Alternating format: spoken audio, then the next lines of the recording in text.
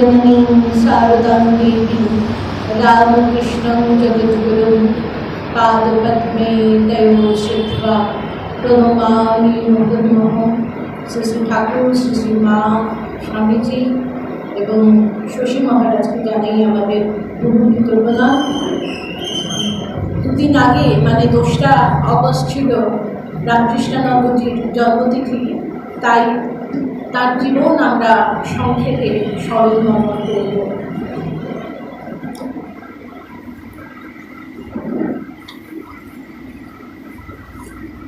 শশী মহারাজকে বলা হয় তিনি দাস্য ভক্তির পরাকাষ্ঠা।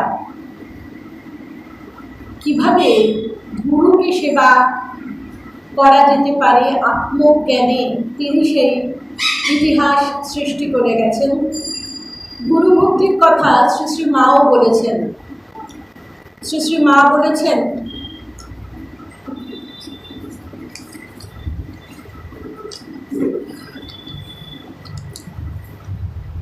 সারদা প্রসন্ন অর্থাৎ ত্রিগুণাতীতানন্দজি তো মায়ের সেবা করতেন। তা একবার মা কলকাতা থেকে জয়রামবাটি যাচ্ছেন, তখন তো যাতায়াত এত সুবিধা ছিল না, ট্রেন, পাখি, গরুর গাড়ি সব কিছু করে যেতে হতো। তা গরুর গাড়ি করে তিনি যাচ্ছেন, আর সারদা মহারাজ মানে সারদা প্রসন্ন মিত্র ছিল তার নাম, ত্রিগুণাতীতানন্দজি সামনে লাঠি হাতে চলেছেন। মায়ের একটু তন্দ্রা এসেছে। সারদা মহারাজ দেখছেন যে বন্যা হয়ে সেই রাস্তায় একটু খানা হয়েছে, মানে একটা গর্ত হয়েছে।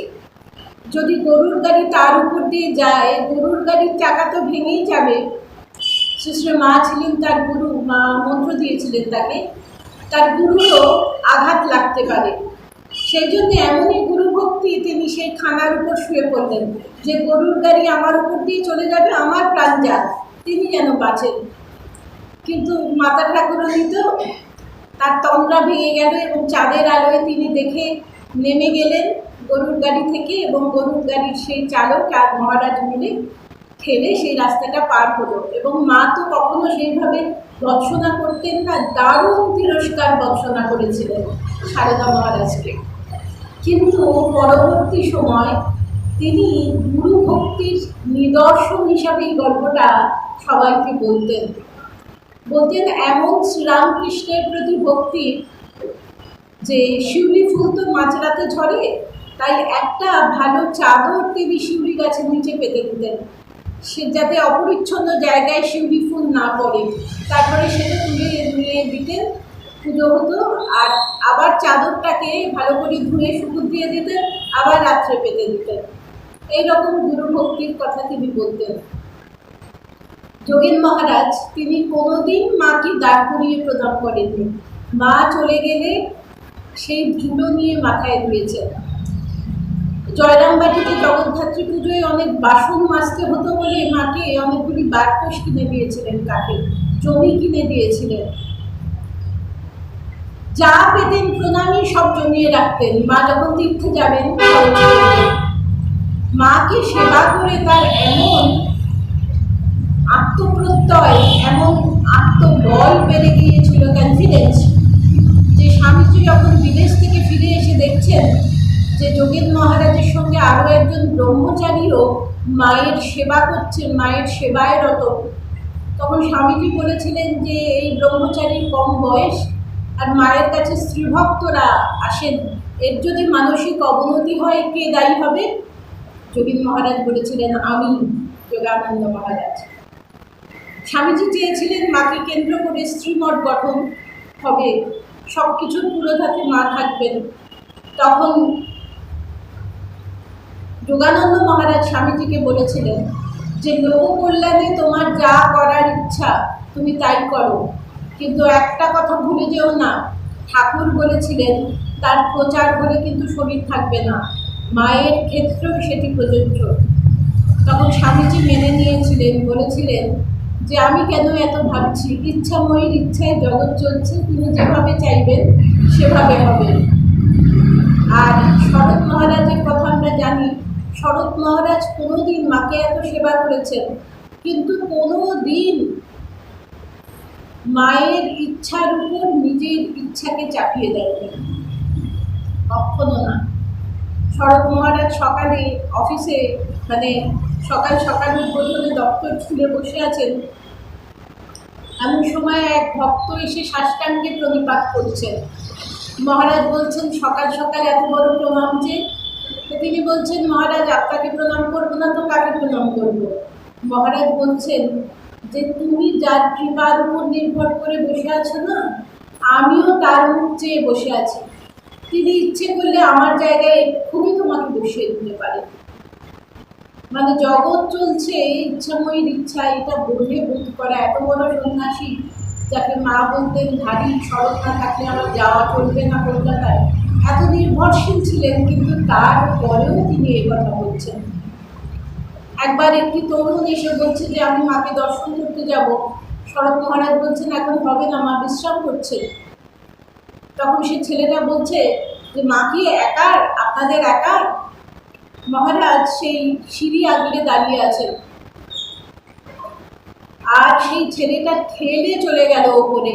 মাকে দর্শন প্রণাম করে সে যখন নামছে, তার তখন মনে খুব আত্মগ্লানি যে আমি কি করলাম, আমি মহারাজকে ধাক্কা দিয়ে চলে এলাম। মহারাজের সঙ্গে যেন আমার আর মুখোমুখি না হয়, চোখাচোখি না হয়, তাহলে আমি এত বড় পাপ করেছি, মহারাজের সঙ্গে সামনে কি করে দাঁড়াবো? কিন্তু দেখছেন তিনি নিজেকে বলতেন মায়ের গাড়ি মানে দারোয়ান, তিনি দাঁড়িয়ে আছেন। তখন খুব লজ্জা পেয়েছেন যে মহারাজ আমাকে ক্ষমা করে দিন। তখন মহারাজ বলেছিলেন যে এই রকম ব্যাকুলতা না থাকলে কি জগজ্জননীর শ্রীমুখ দর্শন করা যায়? শ্রী চৈতন্যদেব যখন পুরীতে গিয়েছিলেন, একজন গ্রামের স্ত্রীলোক তিনি পুরীতে এসেছেন কিন্তু জগন্নাথ দেবকে দর্শন করতে পারছেন না। তখন তিনি একটা পা সেই থামের উপর দিয়েছেন, আরেকটা পা শ্রী চৈতন্যদেবের কাঁধের উপর দিয়ে দর্শন করছেন আর খুব আনন্দ করছেন, মানে প্রভুকে দর্শন করে, জগন্নাথজিকে দর্শন করে। তাই সেটা দেখেই অদ্বৈত আচার্য ছুটে এসেছে, কিন্তু শ্রী চৈতন্যদেব ইশারা করে তাকে কিছু করতে বারণ করলেন। তারপরে সেই স্ত্রী ভক্ত যখন নিচে নেমেছেন তখন তো তার খুব লজ্জা হয়েছে, যে ভেবেছেন দুটো থামের উপর পা দিয়ে দাঁড়িয়েছেন, কিন্তু একটা থাম আরেকটা শ্রী চৈতন্যদেবের কাঁধে তিনি পা দিয়ে দাঁড়িয়েছিলেন। তো খুব লজ্জা পেয়েছেন, খুব দুঃখ প্রকাশ করছেন। তখন শ্রী চৈতন্যদেব বলেছিলেন যে প্রভু এমন ভক্তি আমাকে কেন দেন না? দেখুন এরা অবতার, এরা লোকশিক্ষার জন্য কি করেছেন, এসব করছেন তো আমাদের শেখাবার জন্যে। রাজা মহারাজ নির্বাণানন্দজিকে বলতেন উত্তম সেবক। যে সেবক মানে যার সেবা করছেন গুরু বললেও শোনে না, সে হচ্ছে অধম সেবক। মধ্যম সেবক গুরু বললে যে শোনে এবং করে। আর উত্তম সেবক যাকে বলতে হয় না গুরুর কি প্রয়োজন, সে নিজেই বুঝতে পেরে করে।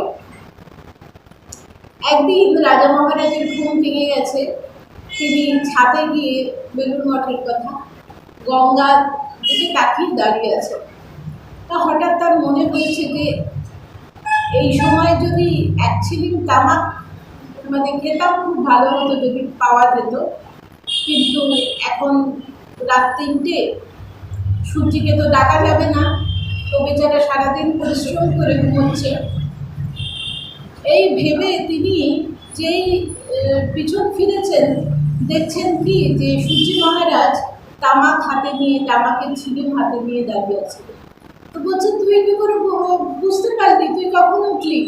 বলে আমার ঘুম ভেঙে গেছে, আমি মানে খুঁজছি আপনাকে, তারপরে ছাদে এসে দেখছি আপনি গঙ্গার দিকে তাকিয়ে দাঁড়িয়ে আছেন, আমার মনে হলো এই সময় বোধহয় আপনি একটু তামাক পেলে আপনার ভালো লাগবে, আমি নিয়ে এসছি। বলছি তুই হচ্ছিস উত্তম সেবক, যে গুরু না বলতেও তার প্রয়োজন বুঝতে পারে এবং সেবা করে। তাই সারা জীবন হচ্ছে রামকৃষ্ণানন্দজির কি সেবা। যখন গুরু স্থূল শরীরে ছিলেন, যখন সূক্ষ্ম শরীরে শ্রীরামকৃষ্ণ, তিনি কিন্তু একেবারে আত্মজ্ঞানী, সব সময় তিনি জীবন্ত ভেবে সেবা করতেন। তার পূর্ণ নাম শশীভূষণ চক্রবর্তী। হুগলির ময়ালিছাপুরে তিনি জন্মেছিলেন 1863 সালে 13ই জুলাই। এই 1863 সালে শ্রীরামকৃষ্ণের 4জন ডাইরেক্ট ডিসাইপল জন্মেছে।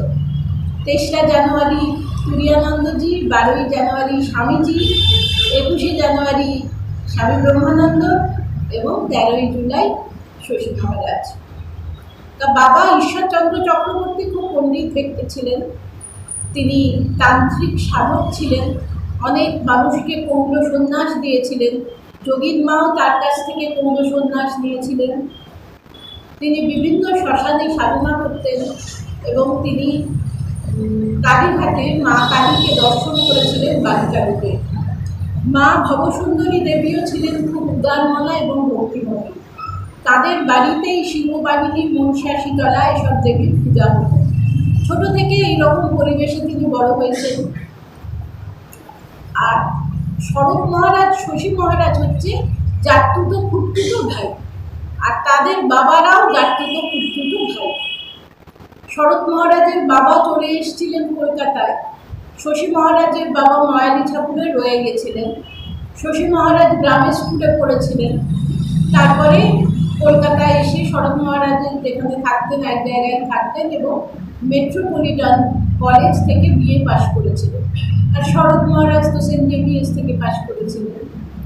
চিরকালই পড়াশোনায় কিন্তু দারুণ ভালো ছিলেন, একেবারে পুরোধর বুদ্ধি, দারুণ ভালো ভালো রেজাল্ট করেছিল সব জায়গায়, আর মানে এফএতে, বিএতে, সবেতে। আর দুটো সাবজেক্ট তার ভীষণ প্রিয় ছিল, একটা হচ্ছে ম্যাথস, অঙ্ক, আরেকটা হচ্ছে সংস্কৃত। পরে যখন মঠ জীবনে তিনি অঙ্ক কষে, মানে ওটা তার হবি ছিল, অবসর বিনোদন করেছিলেন। তা তিনি ওই ব্রাহ্ম সমাজে যেতেন এবং খুব ইনফ্লুয়েন্স ছিল। এবং শশী মহারাজ কেশবচন্দ্র সেনের ছেলেকে বাড়িতে গিয়ে পড়াতেন। তা কেশব সেনের খুব ইনফ্লুয়েন্স ছিল এবং ইন্ডিয়ান লিডারে ঠাকুরের কথা শুনে শরৎ এবং শশী দুজনেই গিয়েছিলেন ঠাকুরের কাছে দক্ষিণেশ্বরে। এটা হচ্ছে 1838, মানে 20 বছর বয়সে। তা ঠাকুর শশীকে জিজ্ঞাসা করেছিলেন যে তোর সাকার ভালো লাগে না নিরাকার? তখন শশী বলেছিলেন যে আমি জানি না ভগবান আছেন কিনা সেটাই তো জানি না, তা আবার সাকার নিরাকার? তা ঠাকুর বলেছিলেন যে এখন অভিভাবকরা ছেলেরা বিএ পাশ করলেই বিয়ে দিয়ে দেয়, তারপর সন্তান সন্ততি হয়, সংসারের মানে দায়িত্ব এসে পড়ে, তারা চাকরি বাকরি বা রোজগার করবার জন্য ব্যস্ত হয়ে পড়ে। তখন একজন ভক্ত বলেছিলেন তাহলে কি বিয়ে করা উচিত নয়? তখন ঠাকুর একজনকে বলেছিলেন যে বাইবেলের একটা অংশ থেকে পাঠ করতে। শ্রীরামকৃষ্ণ বলেছিলেন যে শরৎ আর শশীকে তিনি যীশু খ্রিস্টের দলে দেখেছেন, কিন্তু যীশু খ্রিস্ট বলতেন না, খুব মিষ্টি করে বলতেন ঋষি কৃষ্ণের দলে দেখেছেন। শশী মহারাজ কিন্তু চিরকাল বাইবেল পড়তে পছন্দ করতেন এবং অপূর্ব বাইবেলের ব্যাখ্যা করতেন। আবার চৈতন্য চরিতামৃতও পড়তেন। চৈতন্য চরিতামৃত পড়ার পর তিনি নিরামিষাশী হয়েছিলেন, সারা জীবন নিরামিষ খেয়েছেন। তা প্রত্যেকবার দেখা যাচ্ছে ঠিক বাইবেলের সঙ্গেই কানেক্ট করা হচ্ছে সব কিছু। ঠাকুর ঠিক বাইবেল নিয়ে এসে একজন ভক্তকে বললেন তুমি পড়ো। তা সেই জায়গায় যিশু বলছেন আমি অকৃতদার, যদি কেউ বিয়ে না করে তাকে না করতে বলবো, আর যদি তার খুব মানে কামনা বাসনা থাকে তাহলে কামনা বাসনার আগুনে পুরো দগ্ধ হওয়ার থেকে বিয়ে করা ভালো, কিন্তু বিয়ে না করে যদি কেউ সংযমের জীবনযাপন করতে পারে সেটাই সব থেকে ভালো। সেটা শুনে এক ভক্ত বলেছিল যে তাহলে সৃষ্টি কী হবে, সৃষ্টি কী করে রক্ষা হবে?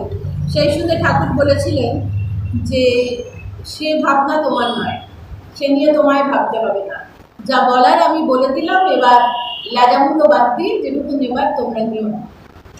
এবং শরৎ শশী যখন চলে যাচ্ছেন বলেছিলেন আবার এসো এবং একা এসো, দুজনে মিলে নয়, ধর্মের সাধন গোপনীয় একা আসবে। এরপর শশী মহারাজ একাই গিয়েছিলেন এবং শ্রীরামকৃষ্ণের কাছে যখন যেতেন তার মনে হতো যে ঠাকুরের কাছে প্রশ্ন করার প্রয়োজন নেই, ঠাকুরের সান্নিধ্যে বসলেই তার মনের সংশয় ধীরে ধীরে অবসান হচ্ছে। এবং ঠাকুর একদিন তাকে বলেছিলেন, তুই যাকে চাস সেই সেই সেই। আমি আমার তো বলতেন না, তার মানে তুই যাকে চাস সে আমি, সে আমি, সে আমি। তা সেই দিন থেকেই তিনি হয়েছিলেন শশী মহারাজের জীবনের ধ্রুবতারা। নাথ তুমি সর্বস্ব আমার, প্রাণাধার সারাত সার, নাহি তোমার নেই কেহ ত্রিভুবনে, পরিবার আপনার। নরেন্দ্রর সঙ্গে পরিচয় হলো। নরেন্দ্রনাথ খুব সুফি কাব্যমন্ত্রের প্রশংসা করছিলেন। সেই দেখে শশী মহারাজের মনে হলো তিনি ফার্সি ভাষাটা শিখবেন, মানে তাহলে কাব্যগ্রন্থগুলো অরিজিনাল পড়তে পারবেন, ট্রান্সলেটেড করতে হবে না, অনুবাদ করা করতে হবে না। তা ফার্সি ভাষা মন দিয়ে শিখছেন। একদিন ঠাকুর তাকে ডেকে পাঠিয়েছেন, তিনি তো পড়ায় ব্যস্ত। তবে ঠাকুর বলছেন, কি হলো, আমি তোকে ডাকছি, তুই কি করছিলিস? তা উনি বলছেন যে আমি এরকম ফার্সি ভাষা শিখছিলাম। তো ঠাকুর বলেছিলেন, অপরাবিদ্যায় ডুবে পরাবিদ্যা যদি ভুলে যাস, হৃদয় কিন্তু ভক্তিহীন হবে। অপরাবিদ্যা যেমন জাগতিক বিদ্যা, ইতিহাস, ভূগোল, অঙ্ক, যে কোনো ল্যাঙ্গুয়েজ। আর পরাবিদ্যা হলো ঈশ্বরকে জানার নাম জ্ঞান, সেই বিদ্যা। তাই বলছেন, অপরাবিদ্যায় ডুবে যদি পরাবিদ্যা ভুলে যাস, হৃদয় কিন্তু ভক্তিহীন হবে। আর পড়েননি সেই বইটি শশী মহারাজ। ঠাকুর তো খুব বরফ খেতে ভালোবাসতেন, আমরা সবাই জানি। তা কষ্ট করে সেই কলকাতা থেকে তিনি বরফ নিয়ে যেতেন গামছায় পেঁচিয়ে, আর গলদঘর্ম হয়ে ছুটে ছুটে আসছেন যাতে বরফ গলে না যায়। তা ঠাকুর খুব দেখে কষ্ট পেতেন যে তুই এত কষ্ট করে নিয়ে আসিস। তারপর ঠাকুর বলতেন যে যার হাত দিয়ে জল গলে না তাকে তো কৃপণ বলে, তুই কিন্তু কৃপণ নোস দাতা, অর্থাৎ বরফ গলে যায়নি, তোর হাত দিয়ে জল গলেনি, হাত দিয়ে জল পর্যন্ত গলে না, সে একটা জিনিস হাতে তুলে লোককে দেবে কি করে, এটা কৃপণ। কিন্তু বলছেন যে যার হাত দিয়ে জল গলে না তাকে কৃপণ বলে, তুই কিন্তু কৃপণ নোস, তুই কিন্তু দাতা। একবার শীতকালে ঠাকুরের জামরুল খাবার ইচ্ছে হয়েছে, সেটা অসময়, কোথাও জামরুল পাওয়া যায় না। কিন্তু শশী মহারাজ ঠিক ঠাকুরের জন্য জামরুল নিয়ে এলেন। এরপর ঠাকুরের শরীর ক্রমশ খারাপ হচ্ছে, আহার নিদ্রা ভুলে তারা ত্যাগী সন্তানরা সেবা করছেন। এমনকি শশী মহারাজ বাড়ি যাওয়া পর্যন্ত বন্ধ করে দিয়েছে। তো বাড়ির লোক বিরক্ত। একজন বলেছিলেন যে তোমার সামনে বিয়ে পরীক্ষা, তো বিয়ে পরীক্ষাটা দিয়ে তো গুরু সেবা করতে পারো। তিনি বলেছিলেন, আমি যে বাঁচবো এটা কি আপনি বলতে পারেন? অর্থাৎ আমাদের জীবনে তো সব কিছুই আনসার্টেন, আমি কালকেই করে যেতে পারি, তবে কি আমার গুরু সেবা বাকি থেকে যাবে?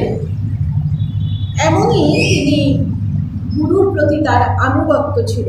এবং তিনি বলতেন, জগতের দুঃখ দেখে যিশু ক্রুশবিদ্ধ হয়েছিলেন, ঠাকুরও জীবের দুঃখেই রোগ ভোগ করছেন। যখন সমুদ্র মন্থন হয়েছিল, অমৃতের সঙ্গে গরলে উঠেছিল, দানবদের বা অসুরদের বঞ্চিত করে দেবতারা সেই অমৃত দেওয়ার জন্য কারাগারি শুরু করে দিয়েছিলেন। গরল বিষ পান করবে কে, সে ক্ষমতা তো কারণে নেই। মহাদেব সেই বিষ কণ্ঠে ধারণ করে নির্কণ্ঠ হয়েছিলেন, তাই তিনি দেবাদেব। তা সারা পৃথিবীর মানুষের পাপ তাপ নিয়ে ঠাকুরেরও কণ্ঠে ওই ক্যান্সার হয়েছিল। তিনি এত কষ্ট সহ্য করেছেন, তাই বলছেন যে তার মনে হচ্ছে যে জগতের দুঃখে যেমন যিশু ক্রুশবিদ্ধ হয়েছিল, কষ্ট পেয়েছিলেন, তেমনি ঠাকুরও এই কষ্টটি নিচ্ছেন। আর তারা এমন সেবা করতেন, শশী বিশেষ করে সারা রাত ঠাকুরকে পাখার হাওয়া করছেন। ঠাকুরের খারাপ লাগছে, ঠাকুর পাখাটা তার কাছ থেকে নিয়ে লাটু মহারাজের হাতে দিচ্ছেন, কখনো নিজে নিয়ে শশীকে হাওয়া করছেন। এই সেবা দেখে তিনি বলেছিলেন, দেখ তোরা এই সেবা দিয়ে আমাকে বেঁধে রেখেছিস, তোরা যদি বলিস তাহলে এবার সেখানটা একটু দেখে আসি, দেহরক্ষার সময় হয়েছে তার। এবং ঠাকুরের যখন দেহরক্ষা হয় তখন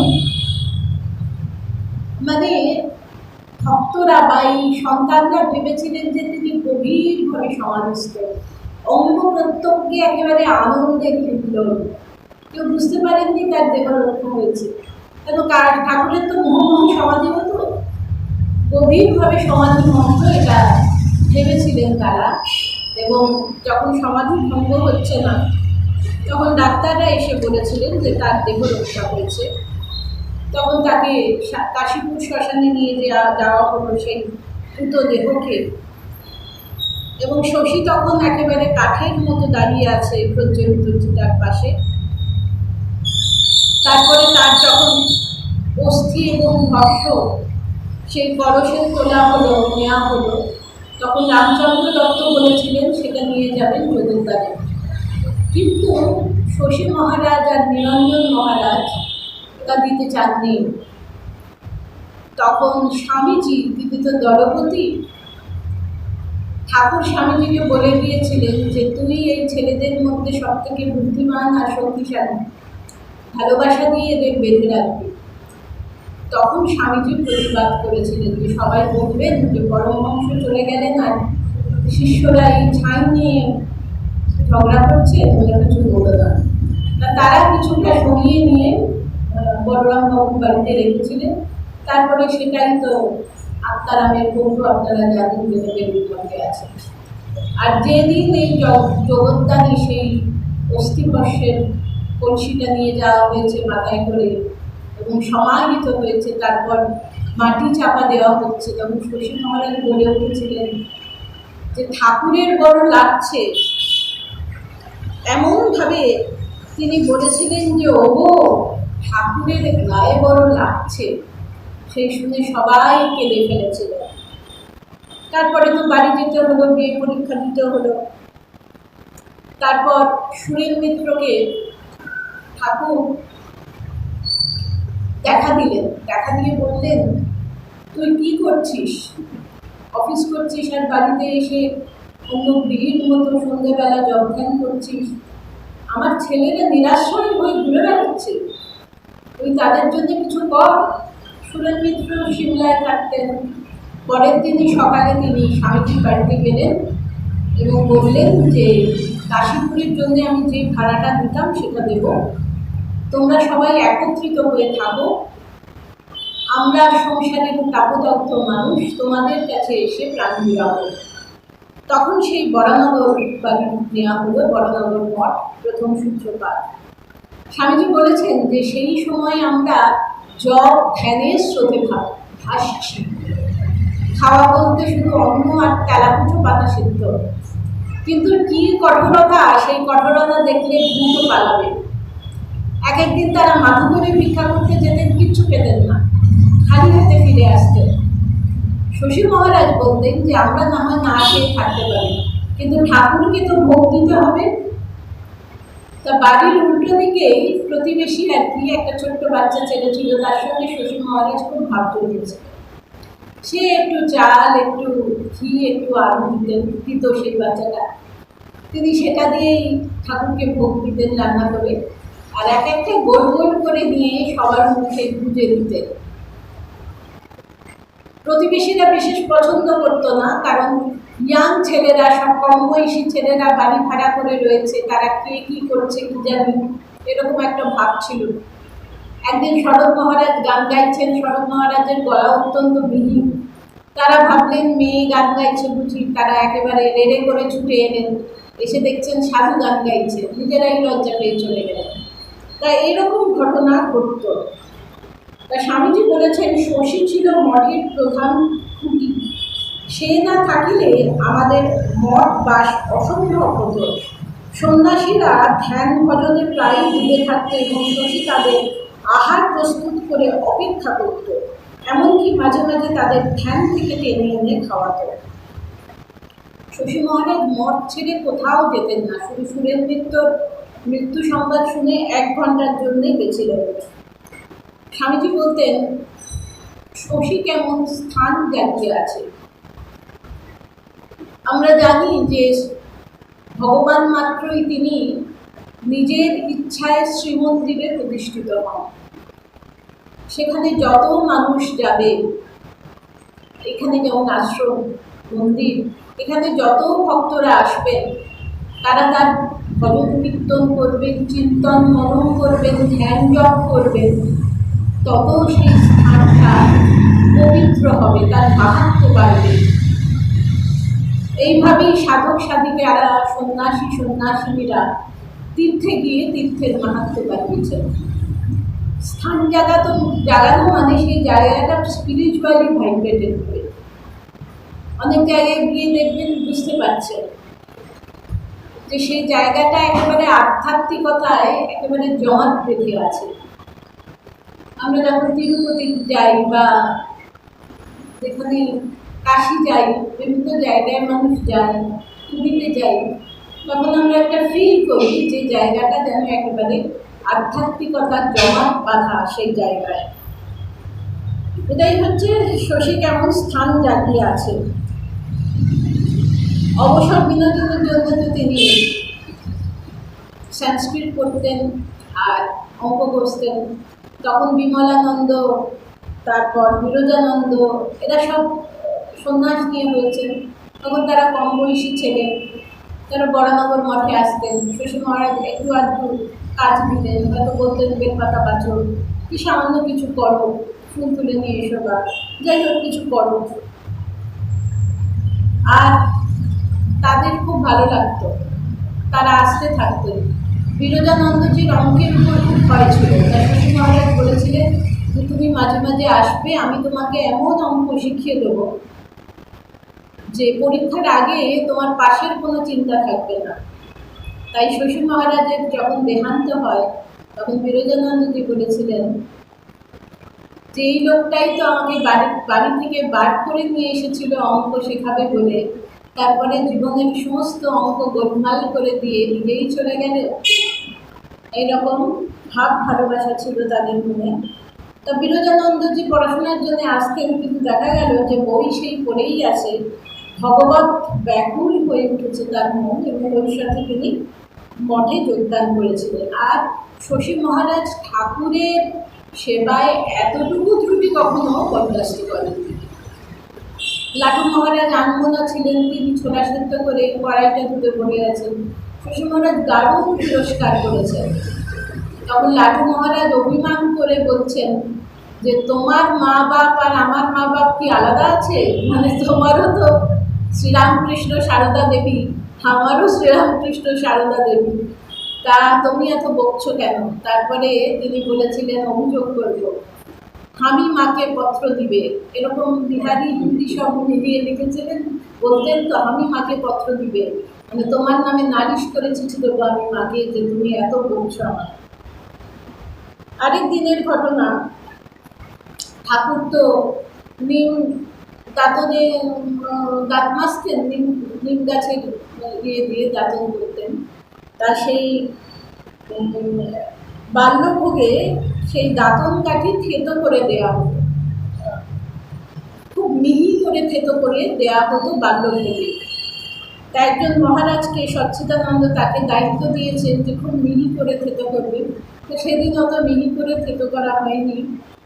এমন জীবন্ত জ্ঞানে তিনি সেবা করতেন। শশী মহারাজ বলেছেন, আজ তুই আমাদের ঠাকুরের মাড়ি দিয়ে রক্ত বের করেছিস। মানে এমন ঠাকুর তো অত্যন্ত, তার শরীর আপনারা জানেন এত কোমল ছিলেন যে লুচি ছিঁড়তে গিয়ে তার মানে হাতের তেলও মানে চামড়া ফেটে গিয়ে রক্ত বেরিয়েছিল। এতই কোমল, একেবারে ডেলিকেট যাকে বলে, ভীষণ কোমল ছিলেন। তাই বলছেন যে দাঁতন কাঠি তুই ভালো করে থেতো করিস তো, আজ নিশ্চয়ই ঠাকুরের মাড়ি দিয়ে রক্ত বেরোবে। আলমবাজারে যখন গেলেন, তখন শশী মহারাজের কাজ আরও বেড়ে গেল। আর্থিক অনটন ছিল, অনেকদিন খাবারও জুটত না, অন্ন জুটত না, কিছুই জুটত না। কিন্তু গুরু ভাইরা তারই মধ্যে মজা করে থাকতেন, নানা রকম মজার ঘটনাও ঘটত।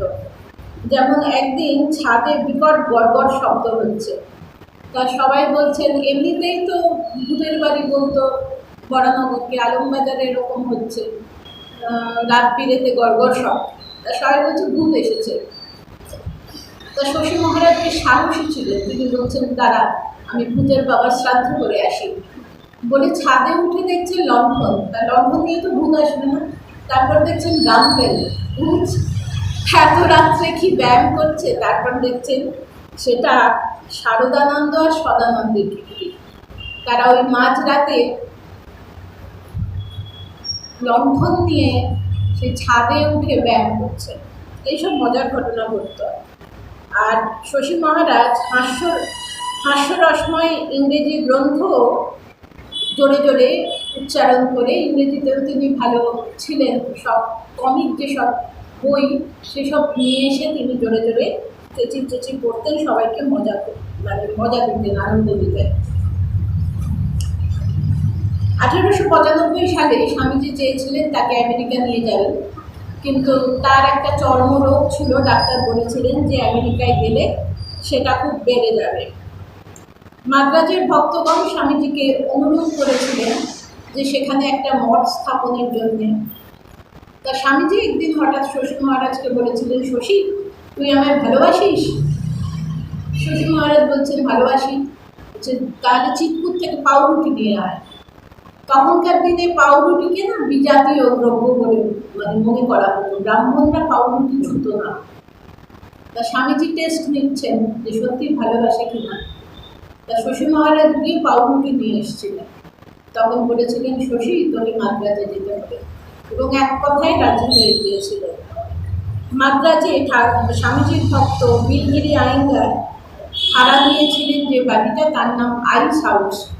একটা বিদেশি কোম্পানি বরফ রাখবেন বলে ওই বাড়িটা বানিয়েছিলেন, কিন্তু ওখানে বরফ রাখার হয়নি, সেখানে থাকতেন শশী মহারাজ এবং ঠাকুরের পট স্থাপন করেই তিনি থাকতেন এবং চারিদিকে বক্তৃতা দিতেন, কারণ উপার্জন না হলে চলবে কী করে। মাদ্রাজে ইয়াং মেন্স হিন্দু অ্যাসোসিয়েশনে তিনি ধারাবাহিকভাবে যেসব বক্তৃতা দিয়েছিলেন সেগুলি ব্রহ্মবাদী প্রবুদ্ধ ভারতে এই পত্রিকাতে একেবারে ধারাবাহিকভাবে প্রকাশিত হয়েছিল এবং বিদগ্ধ সমাজে তিনি যথেষ্ট সুপরিচিত হয়েছিলেন। আর বিভিন্ন জায়গায় তিনি শাস্ত্র আলোচনা করতেন, সংস্কৃতের পণ্ডিত ছিলেন তো। বিশেষ করে মায়লাপুরে যেখানে এখন বর্তমানে আশ্রম, তিনি গীতা উপনিষদ ব্যাখ্যা করতেন। রামেশ্বর দর্শনে গিয়েছিলেন, রামেশ্বর দর্শনে যাননি তিনি, রামেশ্বর দর্শনে গমন ব্যতীত প্রায় সব জায়গায় তিনি ভ্রমণ করেছেন এবং শ্রীরামকৃষ্ণের ভাব প্রচার করেছেন এবং ঠাকুরের জন্মোৎসব পালন করতেন। আর স্বামীজির দেহরক্ষার পর স্বামীজির জন্মোৎসবও পালন করতেন। যখন ছিলেন এই বরানগর আলোকবাজারে কোথাও যেতেন না, এমনকি কাশিতে পর্যন্ত যান, একেবারে ঠাকুরকে আগলে বসে থাকতেন। একদিন হঠাৎ তাকে খুঁজে পাওয়া যাচ্ছে না, সেই তার গুরু ভাইরা জানে যে কোথায় খুঁজে পাওয়া যাবে, দক্ষিণেশ্বরে গেছেন, গিয়ে দেখছেন তিনি সেখানে বসে আছেন। তীর্থক্ষেত্রেও যেতেন না, কিচ্ছু তার মনে কোনো ক্ষোভ ছিল না যে তীর্থ দর্শন করবো, পরিব্রাজ্য এসব একেবারেই ছিল না, শুধু ঠাকুরকে সেবা। স্বামীজি তাকে দেহরক্ষার আগে দর্শন দিয়ে বলেছিলেন, শশী আমি এই দেহটাকে থুতুর মতো ছুঁড়ে ফেলে দিয়ে চলে গেলাম। তিনি দর্শন পেয়েছিলেন। শ্রোতা সাধারণত 20 থেকে 50 জন আসত তার বক্তৃতায়, কিন্তু যেদিন কেউ আসতো না সেদিনও তিনি ঠাকুরকে শোনাবার জন্য বলতেন।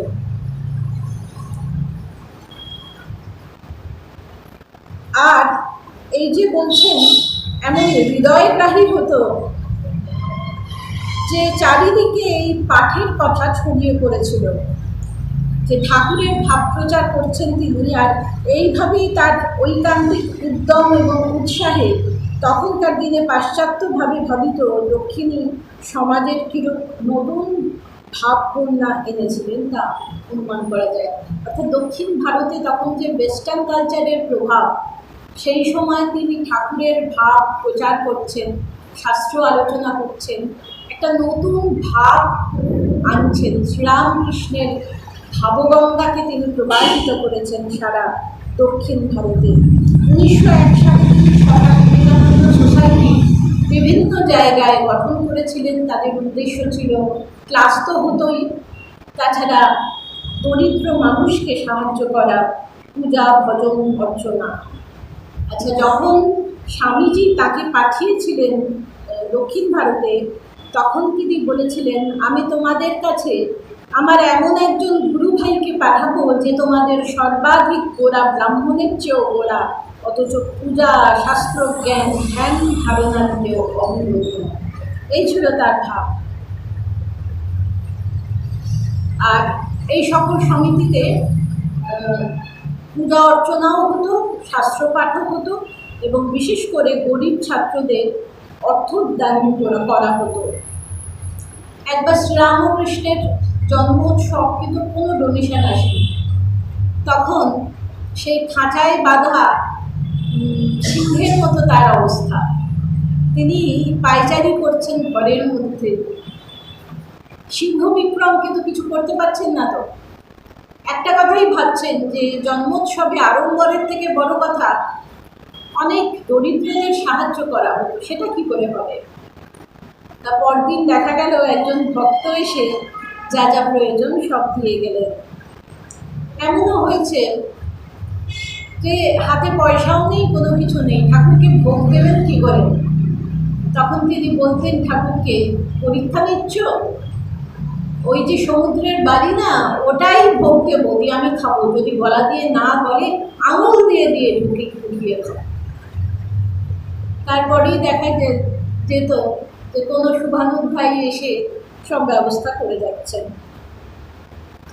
একদিন ঘি শেষ হয়ে গেছে, কি হবে ভাবছেন, একটি ছাত্র এসে সারা বছরের ঘিয়ের ব্যবস্থার জন্য টাকা দিয়ে গেলেন। এইভাবে চলতো। যখন কেউ জিজ্ঞাসা করতেন যে মঠ কীভাবে চলে, তখন তো মঠ হয়নি, আশ্রম আর কি, ঠাকুরকে নিয়ে গেছেন, কীভাবে সব কিছু চলে, তিনি বলতেন ঠাকুরই সব জুটিয়ে দেয়। বলতেন যে মানুষের কাছে সাহায্য না দিয়ে সবসময় ভগবানের কাছে সাহায্য চাই উচিত, এবং তিনিই সব যোগাবেন। আর যখন কোনো অসুবিধায় পড়তেন, তখন স্বামীজির পটের দিকে তাকিয়ে বলতেন, তুমিই আমাকে এখানে নিয়ে এসে বিপদে ফেলেছ। স্বামীজির খুব অভিমান, স্বামীজির উপর খুব অভিমান করতেন। তার কথায় এসেছিলেন তো, তাই স্বামীজির উপর খুব অভিমান করতেন। 11টা ক্লাস নিতেন, তাছাড়া বক্তৃতা দান। তারপরে ভীষণ, তখন চরম দারিদ্র, সমস্ত কাজ তাকে করতে হতো। মালা গাঁথা, ঘরদোর পরিষ্কার, নিজের জামা কাপড় কাচা, রান্না করা, তারপর মাইলের পর মাইল হেঁটে তিনি ক্লাস নিতে যেতেন। একেবারে ক্লান্ত হয়ে পড়তেন। একদিন ফিরে এসে তিনি কিছুই খেতেন না, এত ক্লান্তি তার ছিল। এবং একটা ঝটকা গাড়ি ওখানে পাওয়া যেত, সেই ঝটকা গাড়িতে তিনি স্থূলকায় তো একেবারে খাল বুঝে বসতেন। কোনোরকম সবজি কাটা, রান্না করা, বাড়ির সব কাজ করা, অত দূরে দূরে গিয়ে পায়ে দিতে ক্লাস দেওয়া, যদি বা ঝটকা গাড়িতে উঠতেন ওইভাবে কষ্ট করে আসতে হতো। তা ভক্তরা জিজ্ঞাসা করতেন যে মহারাজ আপনি এত কষ্ট কি করে করেন। তখন মহারাজ বলতেন যে আমি তো শুধু যন্ত্র, যন্ত্রী তো আলাদা, যন্ত্রী তো তিনি, আমি তো যন্ত্র, জাস্ট ইনস্ট্রুমেন্ট। যদি কোনো পেন বলে, কলম বলে যে আমি ক্লান্ত কারণ 100টা চিঠি লিখেছি, তার কথা কে শুনবে, সেই তো আসল যে কলমটা চালাচ্ছে। এইরকম ভাব ছিল তার সবসময়। এবং চারিদিকে তার এমন এই নিরভিমান নীরব কর্মীর এমন সুনাম ছড়িয়ে পড়েছিল যে 1903 সালে মহীশূর রাজ্যের ব্যাঙ্গালোর শহরের উপকণ্ঠে আলসুর থেকে তার ডাক এসেছিল, আমন্ত্রণ এসেছিল। আলসুরে রামকৃষ্ণ মিশন আছে এখন, তা তার আমন্ত্রণ এসেছিল। এবং কীভাবে 50টি কীর্তনের দল এবং 400 লোক এসে তাকে সংবর্ধনা দিয়ে শোভাযাত্রা সহ নিয়ে গিয়েছিলেন। মহীশূর শহরে তিনি ঠাকুরের ভাব প্রচার করেছেন। এবং সংস্কৃত কলেজে সমাগত পণ্ডিতদের এক সভায় তিনি নির্ভীকভাবে শ্রীরামকৃষ্ণের ধর্ম সমন্বয় সম্বন্ধে যে বক্তৃতা দিয়েছেন তা খুব উল্লেখযোগ্য।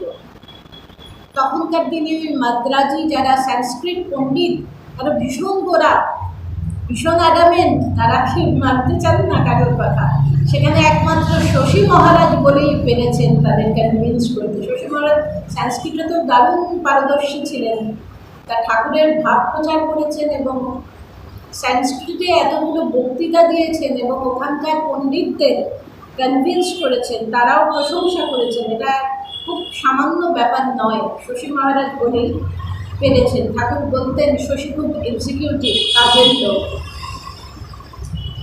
তারপর 1903 সালে তিনি ত্রিবান্ধমে যান এবং 1 মাস থেকে 4টি বক্তৃতা দিয়ে তিনি ফিরে আসেন, গীতা ব্যাখ্যা করেন এবং উহার ফলস্বরূপ একটি বেদান্ত সমিতি স্থাপিত হয়েছিল।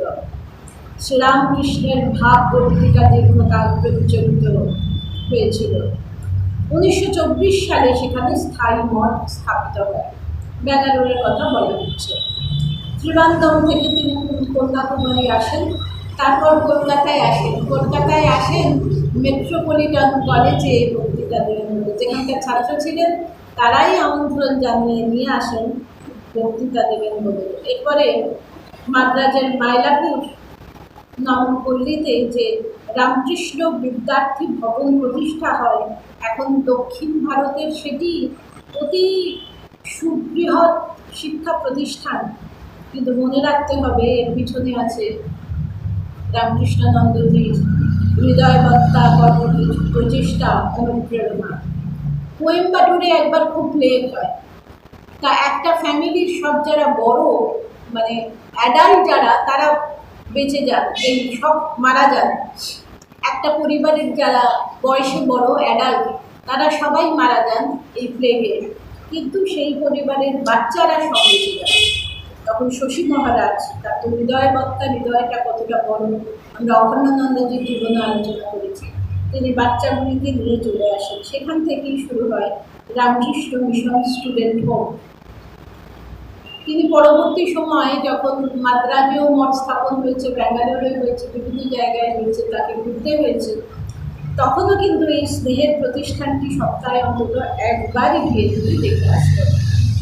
1905 সালে যখন রেনুতে গিয়েছিলেন, তখন কথাশিল্পী শরৎচন্দ্র চট্টোপাধ্যায়ের সঙ্গে তার পরিচয় হয়েছিল। তা শরৎচন্দ্র খুব অবাক হয়েছেন এই দেখে যে মহারাজ 2-3 মাইল হেঁটে শুধু চাপা ফুল দেবার জন্য 2-3 মাইল করে হাঁটছেন, মানে 3 মাইল যাওয়া, 3 মাইল হাঁটা।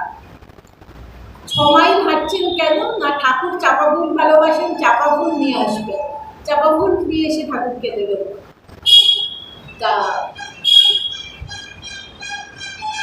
খুব অবাক হচ্ছেন দেখে শশী মহারাজ বলেছিলেন, পূজা উপাসনা সকলই গো ফাঁকি, শুধু এই সুযোগে তোমার একটা। এইটি হচ্ছে তার মনের ভাব। এই যে আমরা পুজো করি বা অনেক সময় যারা ব্রত করে, বিভিন্ন ব্রত বা উপবাসও করি, শিবরাত্রি বা অনেকে অষ্টমীর দিন করেন, যে কোনো একটা পুজোর দিন আমরা উপবাস করি।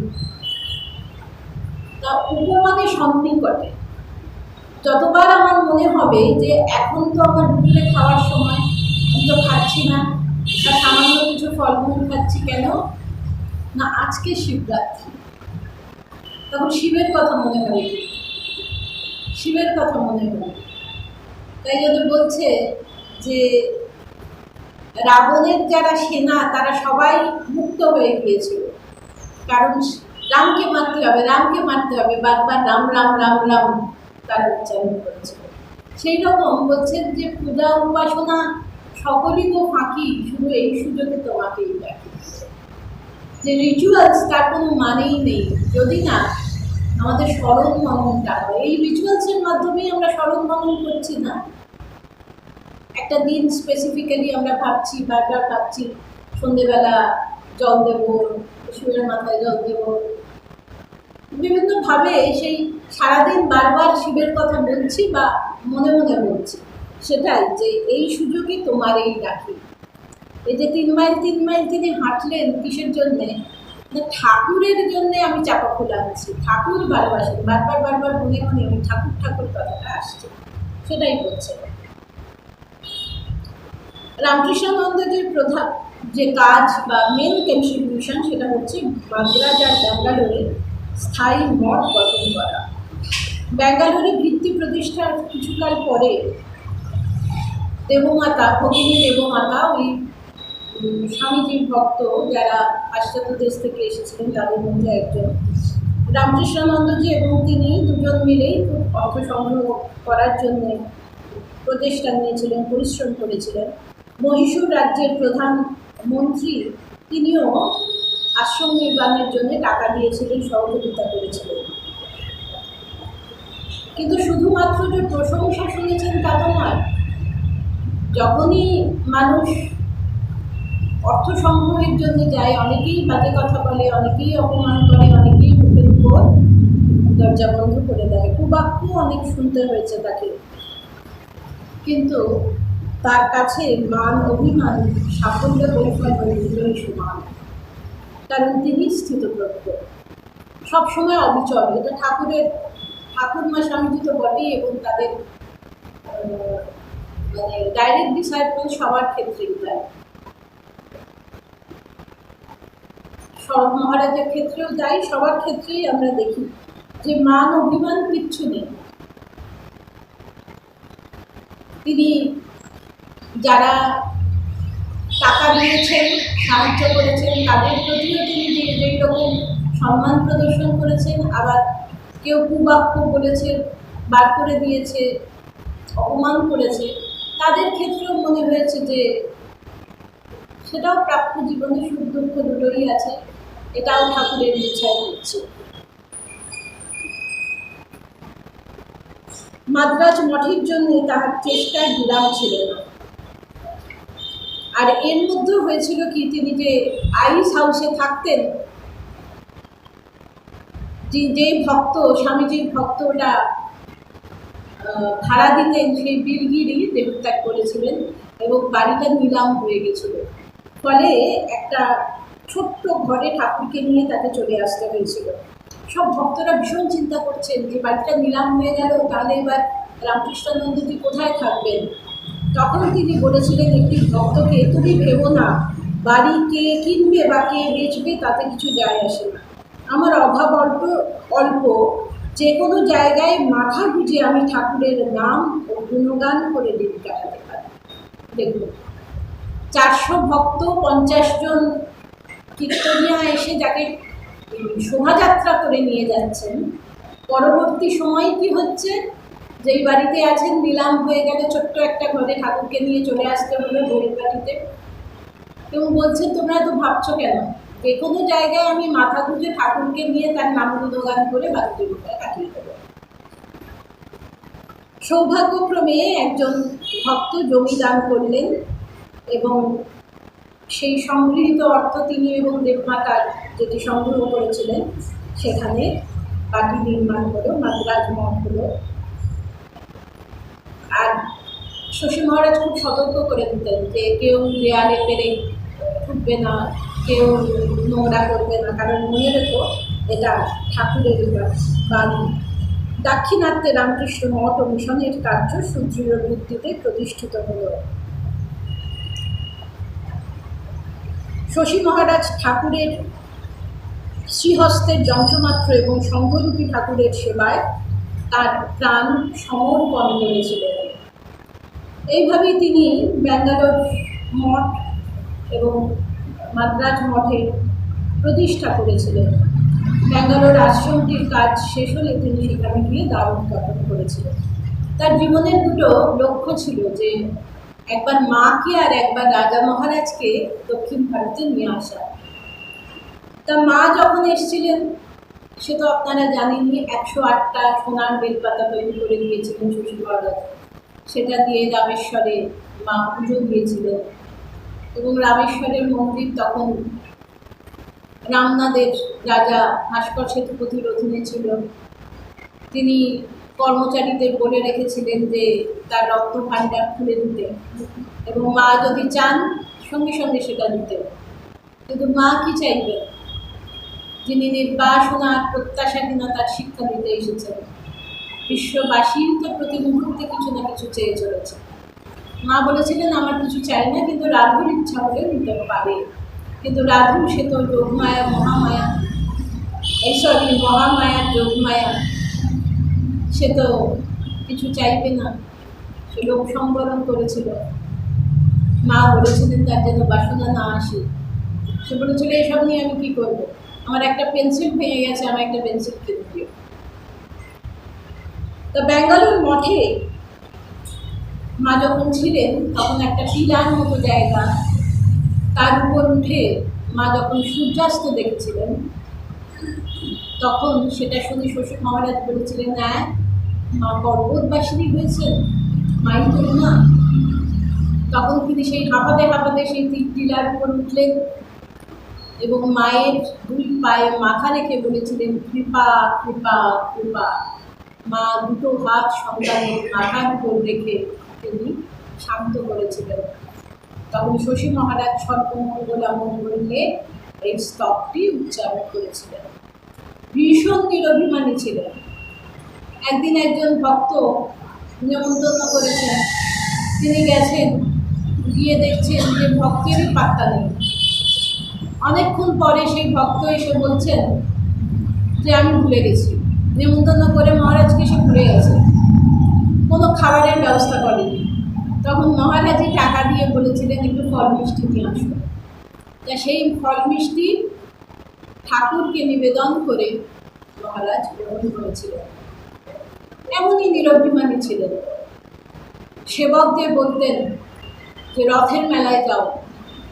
ঠাকুর আমাদের সবসময় বলতেন যে রথের মেলায় গিয়ে কিছু কিনতে হয়, তারাও তো আশা করে দোকান দিয়েছে, কিছু কিনতে হয়, আমাদের পয়সা দিতেন, দিয়ে বলতেন যা তোরা কিছু কেন।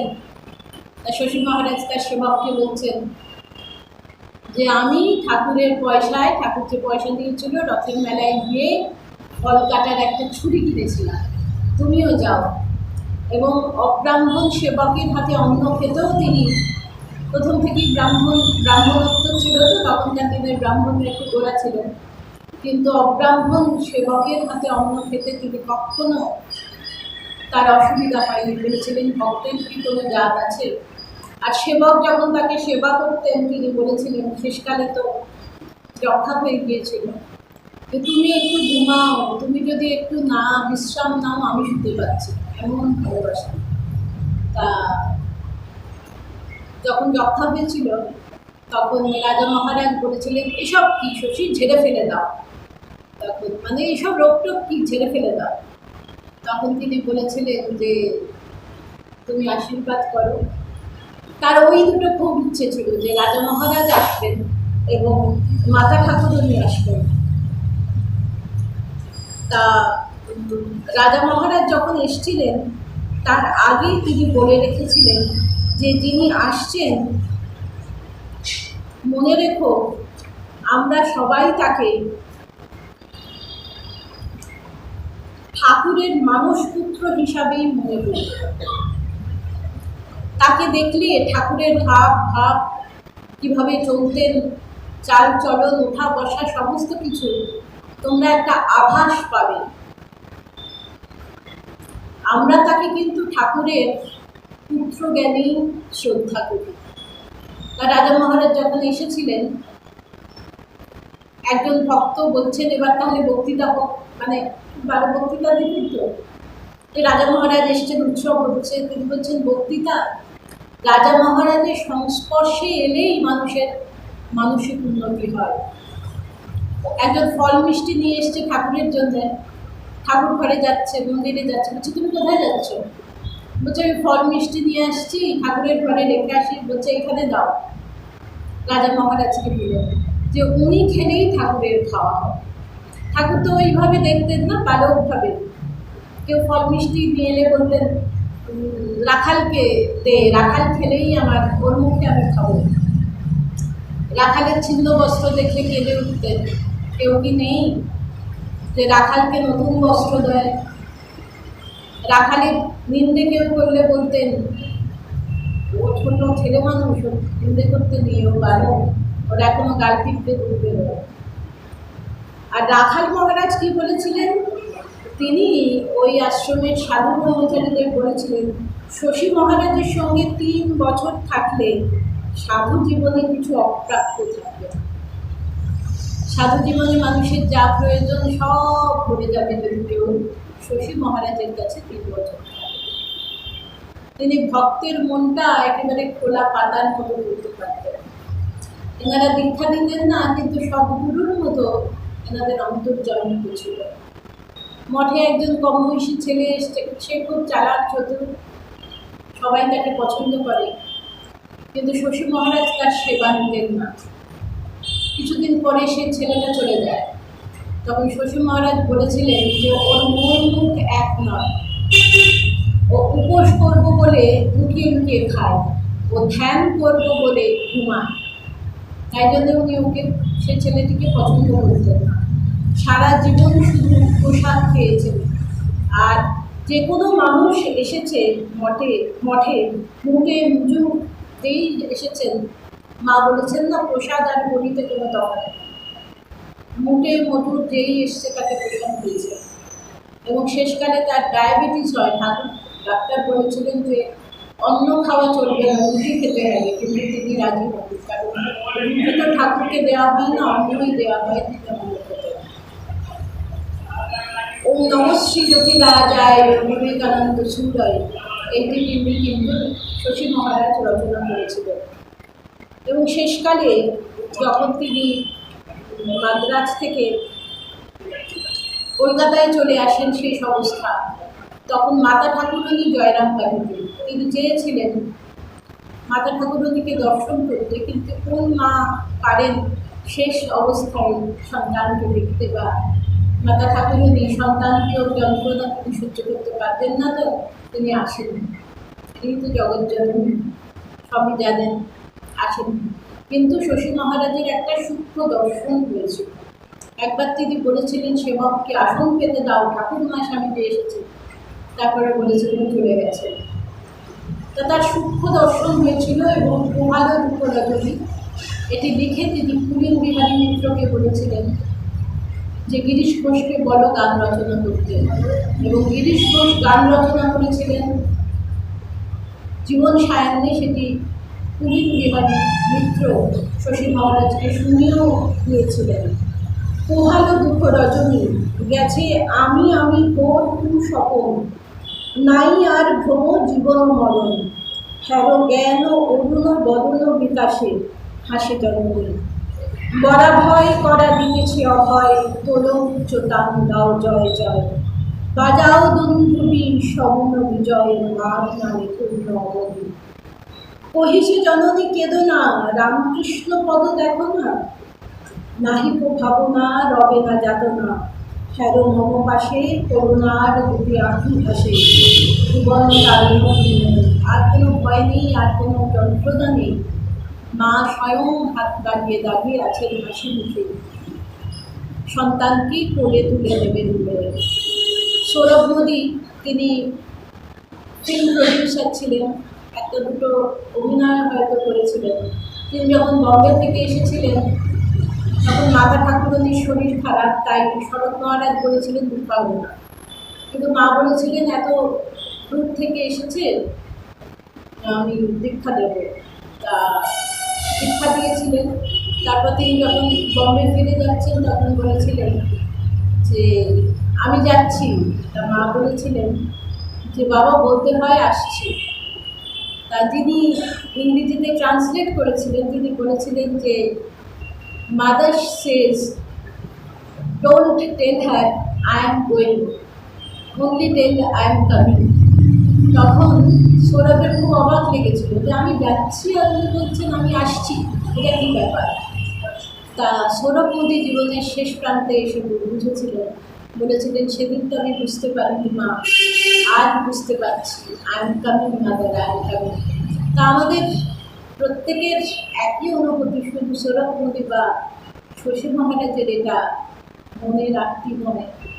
আমরা প্রত্যেকেই এটি মনে করি, ভাবি যে জীবনের শেষ মুহূর্তে